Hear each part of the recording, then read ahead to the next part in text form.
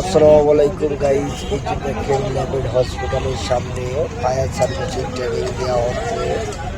নার্সদেরও কীভাবে আগুন লাগলে আগুন নেভানো যায় সেভাবে ফায়ার সার্ভিসের ট্রেনিং চলতেছে।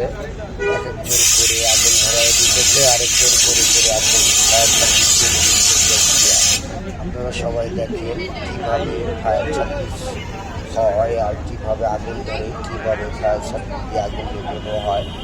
এই ট্রেনিং সেন্টার চলতেছে ধানমন্ডি প্রাইভেট হসপিটালের সামনে 4 নম্বর রোডের মাঝখানে। দেখেন আপনারা কীভাবে আগুন ধরিয়ে দিয়েছে আর কীভাবে গ্যাস লোড করে আগুন নিবানোর জন্য অসাধারণ লাগবে, ভালো লাগবে। যদি আমাদের অফিস আদালতে বাড়িতে যদি কীভাবে ট্রেনিং দেওয়া হয়, এইভাবে গ্যাসের প্রবণতাকে এইভাবে ইনশাল্লাহ আর